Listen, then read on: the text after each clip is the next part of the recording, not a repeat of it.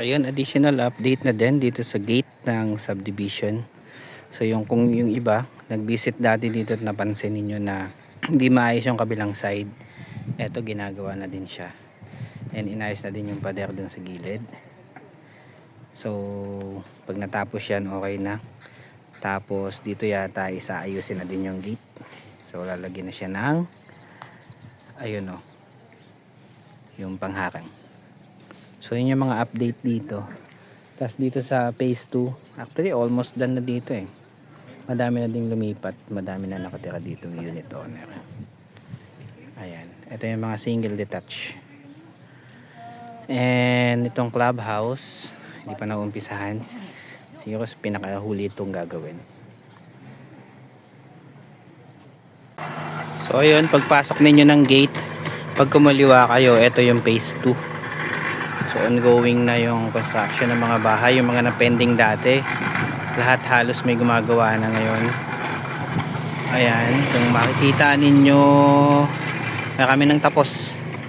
Ito yung mga ano dati, yung lupa pa lang yan, pending. So ngayon, tuloy-tuloy na yung paggawa. Ayan. So kung may mga unit kayo at hindi niyo isinuko, hindi ninyo ni-refund yung equity ninyo, mag-visit na kayo dito mga kapitbahay. Visit nyo na yung bahay ninyo. Ayan o, ongoing. Ayun, may nakalipat na dito, may nakatira na. Tapos yung kabilang side, ginagawa na din. Hindi ko memorize yung mga block kasi nalilito pa ako. So kung tandaan ninyo yung area ninyo, baka dito kayo nakatira o kaya dito sa kabilang side. Ayan. So ituturo ko kayo dito. Ito yung phase 1 ha. Ito yung mga duplex. Yung may parking at walang parking.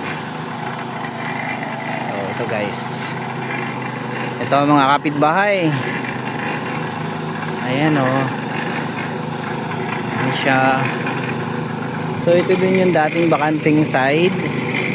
Itong kabila. Ito kasi matagal na itong tapos eh. Ito yung dating bakanting side.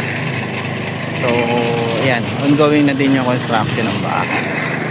Yan dito, ito yung matagal na pending. So, good thing, ginagawa na din siya. Tapos yung backyard, again, hindi ko na alam kung anong block o phase yun. Block o lot. Basta kung tandaan nyo yung bahay nyo, dito lang yan. Lahat halos may gumagawa na.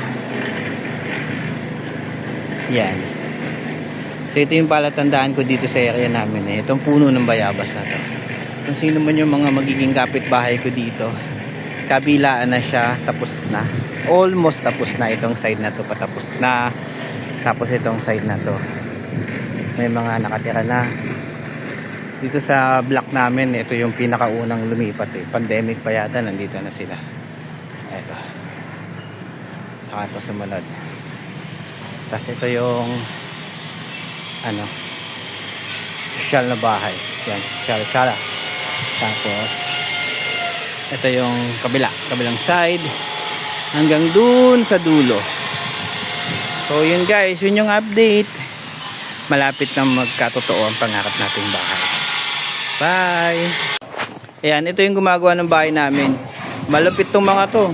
So sa mga gustong magpagawa, kontakan nyo lang ako.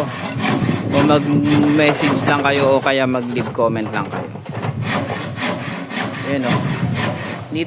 Hindi to taga maningin. Tagang-taga.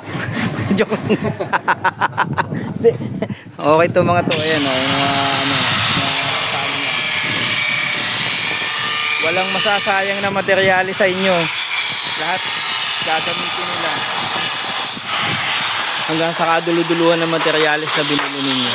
Ito nga oh, pati yung mga